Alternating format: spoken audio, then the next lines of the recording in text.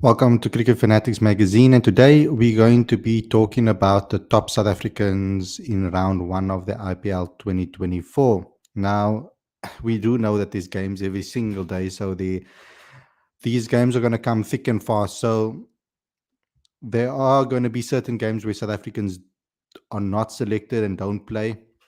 So, I think I'm going to try my best to round up the fixtures and talk about some of the top performers after a couple of games. So, we had all 10 teams obviously take part in the first round. And then after everybody takes part in the second round, I would say I'll try to work it out in rounds. It's going to be quite difficult to do so, but I'll do that anyway and try to highlight the South Africans, particularly who have done well in this tournament, because there are quite a few that are playing in this particular IPL campaign. And for me personally, to watch every single IPL game is going to be not going to be possible. I'll be completely dead afterwards. So I will be keeping a close eye on certain players and certain South Africans and making sure that I keep up to date with who is performing and who is not. And on these daily shows, I will also try and give you guys maybe a nice, interesting topic to talk about that's general too, in between the IPL shows that we will be doing. So stay tuned to this channel because this is where you will be updated on all South African cricket related content and discussions. And I know that there's a lot of T20 cricket happening at the moment, and I know it can get a bit much for you guys as well. But it's important to know which ones are performing from a South African perspective so that we can also just give everyone an opportunity to be in touch with who is performing and who's in line, for the World Cup spots. Although we do have a series before the T20 World Cup, I think the IPL is going to primarily be the tournament that Rob Walter will keep a close eye on. And I think that's going to be his approach when picking his side. I think it's going to be very important for him to also the look at the South African players in this tournament and then give people opportunities based on that. So let's see who are the performers in the first round. And we have a game as well to look at from a South African standpoint. There are a couple of players that are playing in the game that's on today as well. That I don't know if we're going to look at all of them in this particular match, but there are some here that we can keep an eye on, and that is in the game between not Rajasthan, against Punjab Kings against Royal Challengers Bangalore. So that game is currently on as we speak and as we're doing the show.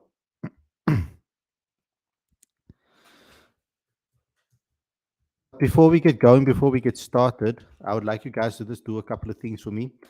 We are reaching closer and closer to that milestone, the next big milestone on Cricket Fanatics. So please go ahead and smash that subscribe button to get us there faster. Click that notification bell for all future videos. Also, download the latest issue of Cricket Fanatics magazine monthly. Every issue is 100% free, straight to your inbox every month. The link is on the screen as well as in the description.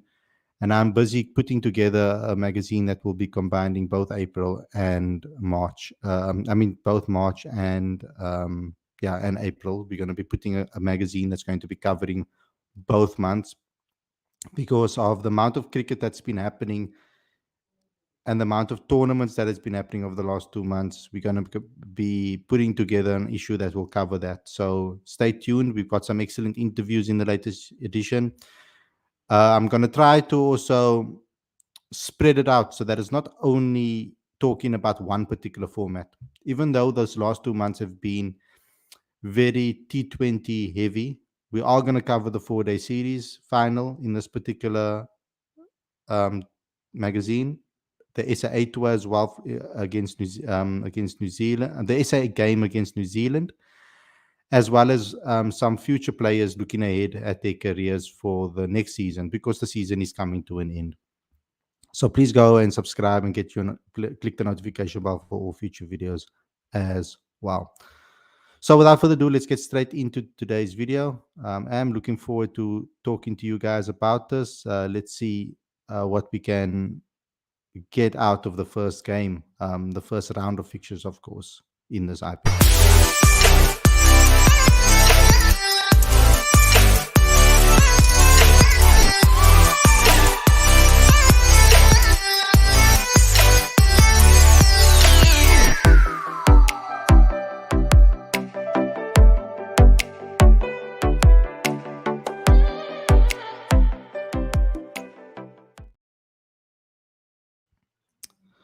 Good evening, everybody, and welcome to Cricket Fanatics Magazine. This is your daily show. I'm your host, Khalid Mohideen. This is the show where we talk about all the major talking points in South African cricket. And today, the main talking point is which South Africans have performed in the IPL this season. Well, in the first round, not the season. The season just kicked off. But I'm also going to give you guys a quick update as well on what has taken place in the CSA T20 Challenge. So we do know that the hectic stages or the business end of the tournament is happening right now. So it's important that we also cover that, because it's a South African tournament and there are South African stars on display there. So over the weekend, on Saturday, we had a interesting round of fixtures that saw the Tuskers win their first game uh, of the campaign so far. I mean, it is quite embarrassing for the Lions given the Tuskers' performance throughout this tournament so far. They've been extremely poor in this particular format. I think they lost all their games leading up to this particular clash against the Lions, and they completely destroyed the the Lions in this match. They beat the Lions by 8 wickets on the DLS method, and it was a complete domination. They batted first after losing the toss, and no, wait, I'm talking nonsense.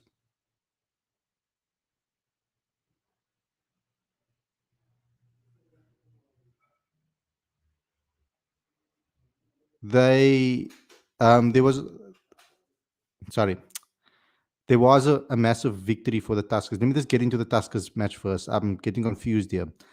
Um, so what happened was that the Lions only managed 90 for 5 in 15 overs um, because of rain. So, but it was Keith Dudgeon that was absolutely fantastic in this particular match. Um, he took an amazing amount of wickets in the first over. He took 3 wickets in the first over and finished with 5 in total, reducing the Lions to the at 0 for 3. And then he first had them at 0 for 3 and then 3 for 4. Sorry, he took 4 wickets in the 4 wickets in total after 2.4 overs. He was absolutely fantastic in this match. He completely dominated the Lions, and they struggled to get out. I mean, there were ducks from Rassie, Temba, Mitchell, Mitchell van Buren, Risa Hendricks, and then we only had here Vian Mulder 36 and Evan Jones 29 uh, in total. And then Cameron Dalport ensured that they won the match, scoring 39 of 28 balls for their first win, and there was 3.2 overs to spare in that match. And it's good that Keith Dudgeon is putting up his hand, because he's someone that we have been looking at for a while and speaking about on the channel. Some fans in the live chat have spoken about him for quite some time. He is quite a quick bowler as well, and has been doing decently in domestic cricket recently over the last few years, showing some good pace. But on that day, there was also another match that took place, and that was Western Province versus the Titans. And the Titans only scored 147 for 7, but it was a very good start from Leandro Pretorius. I actually enjoyed watching him bat. He scored 37 of 23 balls, and he was pretty good in his approach in the match. Wayne Parnell and Bjorn Hendricks, they took 2 for 23, and George Linder 2 for 25. So the Western Province team bowled pretty well against this Titan side.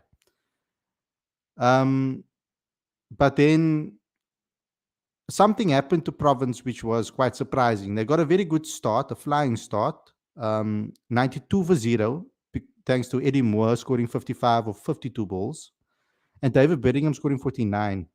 And then Visa was introduced, and he inflicted some damage against them.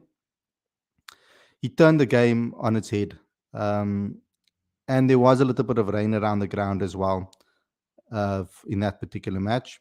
But then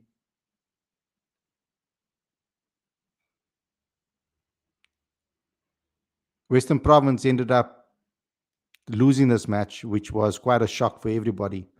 Um, they needed 10 from the last over, and the Titans ended up winning um, quite handsomely, you could say, um, in a game that we thought that Western Province had complete control over. I thought that they should have won that match. I think many people thought that Western Province should have won that match, given the good bowling performance that they had at the beginning. The Titans ended up winning. The Western Province only got 138 for 6 in 19 overs, and they ended up with a tied match. Was the match tied? Huh, yeah, whatever. So according to ESPN Cricket Info, they tied the match, which is something that we don't really see in T20 cricket. So even Stevens in that particular match. So weird Saturday of CSA T20 Challenge fixtures. But then on Sunday, the Warriors made it 6 out of 6 in quite a spectacular season they're having in the CSA T20 Challenge. They're on 27 points already, and they're on top of the log, unbeaten, 6 wins in 6 matches. And they were pretty dominant, you could say, overall against Northwest. The Warriors scored 186 for 5. They batted first. And it was Sinitembe Klashile who scored 51 of 30. And Patrick Kruger throwing 46 of 21 balls, which really did the major damage for the Warriors. Yes, they had a cameo for Matthew Bresky, 37 of 25 balls. That took them to 196 for 5. The bowling from Northwest wasn't really that great in general.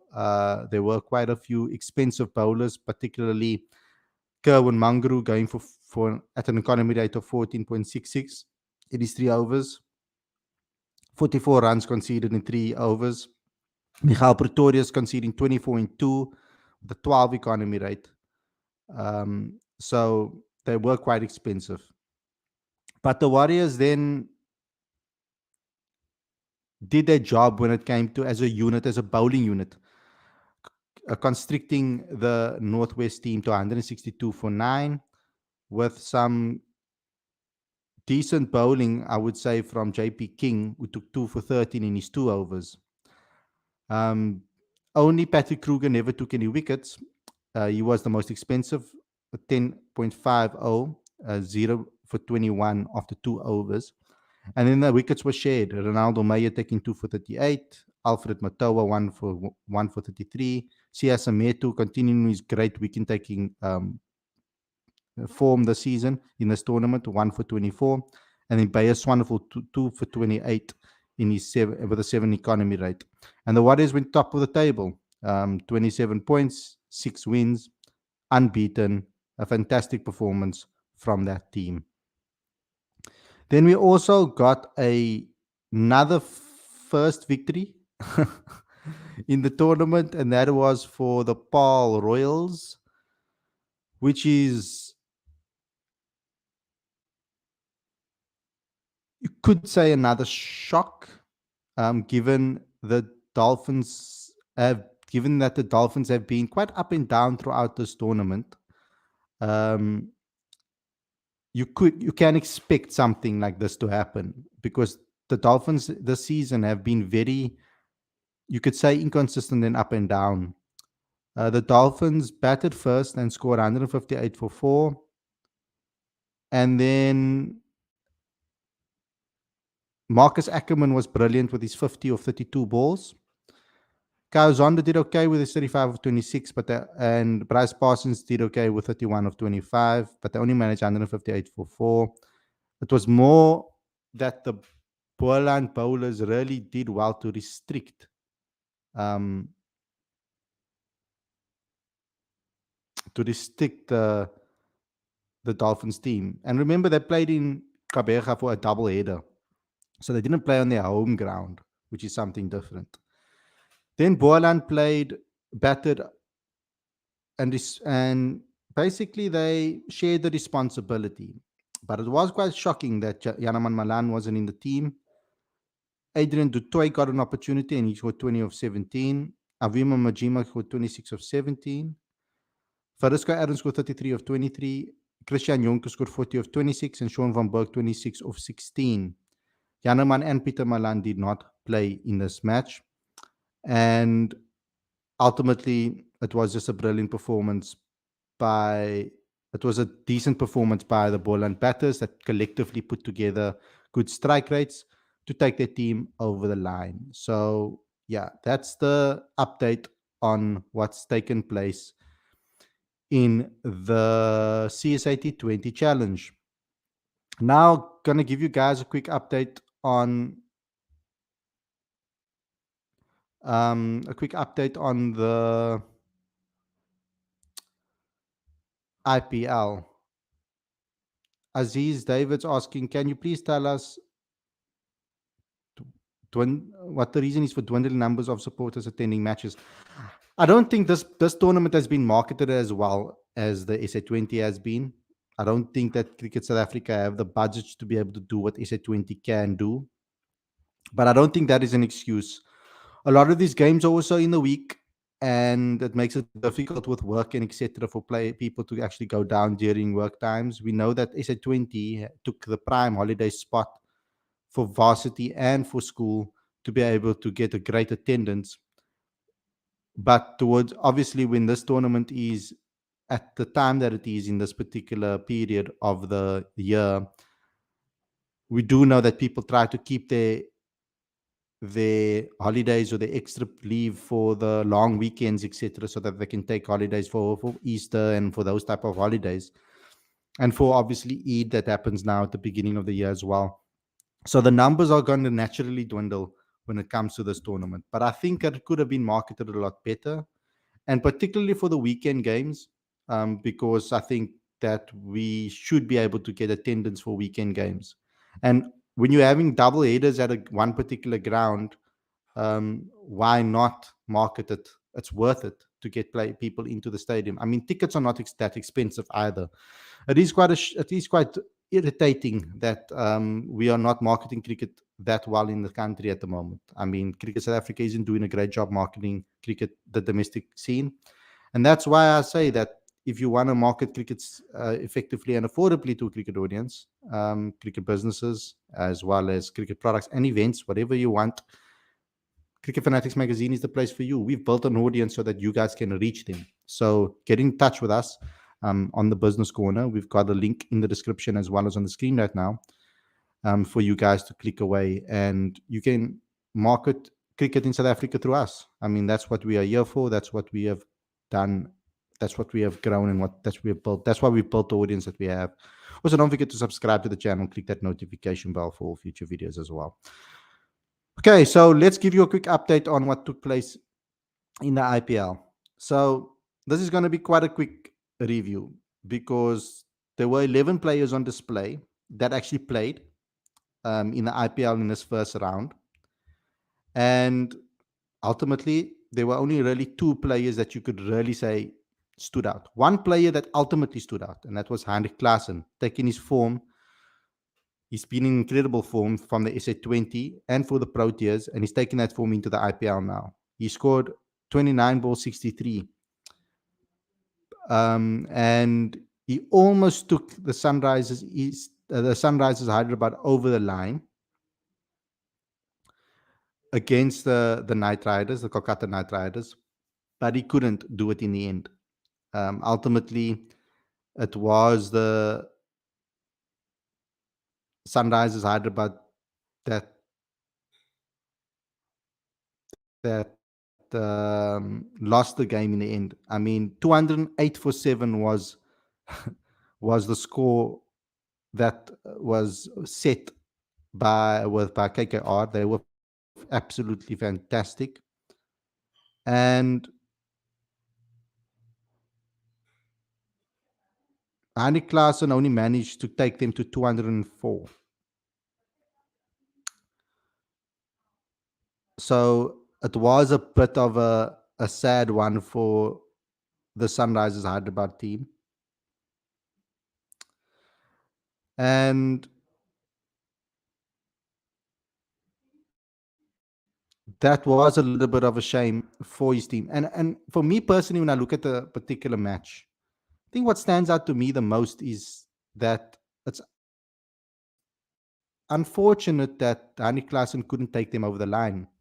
Now, I don't want to read too much into it, but some people may say that if when you're in these type of situations, when you're in the form that you are, when you're striking at over 217, you should be able to take your team over the line. And unfortunately, he wasn't able to do so. And he was facing the final. He was facing the final over, and he was still in till the end.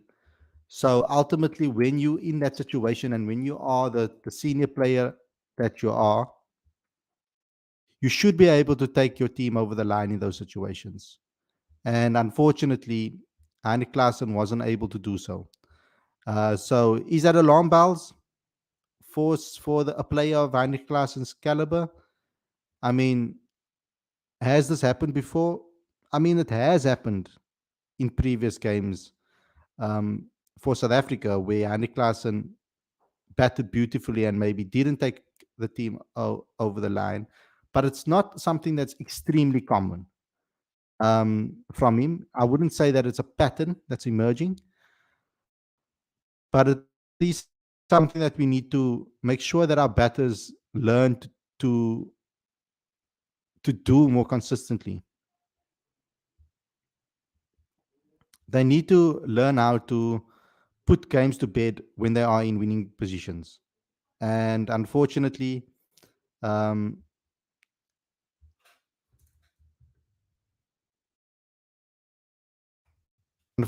Heinrich Klaassen wasn't able to do so. And but we have to take some positives away from that match when it comes to the situation that he found himself in when he came to the crease. I mean, there were 3 down with 100 not on the board um, after 11.4 overs, and he took them within 4 runs of victory. So it was something that was nail biting. I mean, what a match it was because I mean both teams scored over 200, and that's almost to most fans in IPL or most fans of T20 cricket would say that that is probably almost a perfect game when it comes to entertainment because you want to see batters score big scores, whereas others, and I would say that this was a very balanced match. And you would say, but Khalid, both teams scored 200. Yeah, KKR scored 208 for 7, but HRH also scored 204 for 7. So the same amount of wickets were taken, and both teams scored over 200, and both teams batted the full 20 overs. It's kind of a perfect game from an IPL perspective, from a T20 perspective. So yeah, that was a great performance from Klaassen, and he stood out this weekend. Then the other notable mentions, I would say, in the round were Deval Brevis' 46 of 38 balls and Gerald Coetzee's 2 for 27 for the Mumbai Indians. Although the MI lost the game by um, by 6 runs,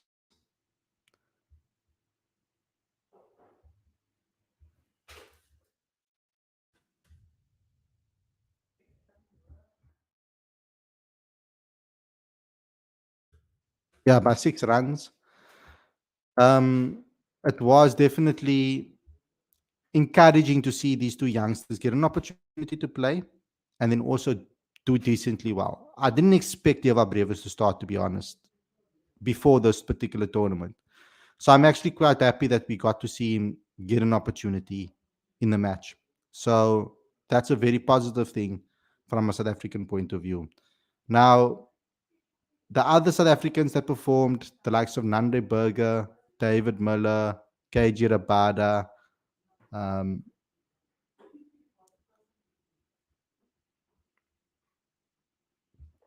and all of those players, they didn't really come to the Marco Janssen as well, didn't really come to the party as we had hoped. I think we would have liked to see a flurry of South African performances, a great um, flurry of South African performances throughout the match. But those players didn't really live up to expectations from a South African point of view. And it was a little bit of a shame. Tristan Stubbs as well didn't really play that well either. Um, he he got an opportunity, and we were happy to see him get that opportunity, but he didn't really impress us with a bat. Faf du Plessis, not too great either in that match. But are we looking at him for the World Cup? That's still a question to be asked. Um, so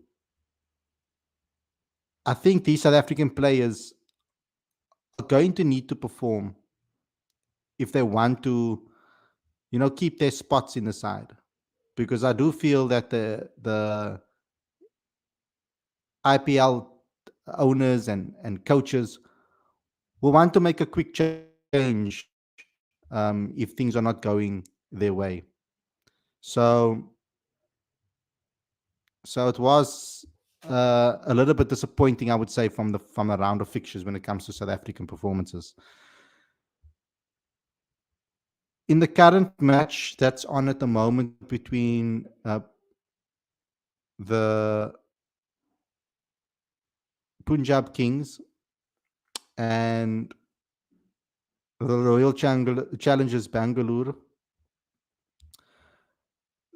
the only South African that played in this match, the only South Africans that played in this match are KG Rabada, who never got an opportunity to bat in this game, but he's bowling at the moment. So at least we're going to see. He's already taken 2 wickets for 12 runs in 2 overs. So that's a great comeback from KG. He's dismissed Faf du Plessis and Cameron Green. So that's 2 big wickets. Faf only scored 3 runs. So it's all up to KG to stand out in this particular match. So let's see how he does and if he can perform at the level that we know he can, because he's been quite out of form when it comes to to T20 cricket recently, particularly white ball cricket. I think actually in all cricket he hasn't necessarily been at his utmost best. He's been like very consistent. He's been good in certain matches and terrible in other matches. We saw in the previous game that he played in the first round, he wasn't that great in the IPL. But this time around, he's done exceptionally well to get his spell started. So let's see how he ends up by the end of today's play and the end of the game today. But there's so much IPL and happening. It's like a game a day. There's over 60 games. So guys, I don't know how you guys are going to keep up to date with all of that. I don't know if you're watching all the games, but I'll be here live at 6 if you guys want to come and have a chat and talk about the game and talk about other things as well within the world of South African cricket. But thanks a lot, everybody, for watching. Hope you guys enjoyed this episode, and I'll see you again very soon with another daily show. Stay safe. Enjoy the rest of the evening. Don't forget to subscribe and smash that like button, and I'll see you guys again very, very soon. Peace out.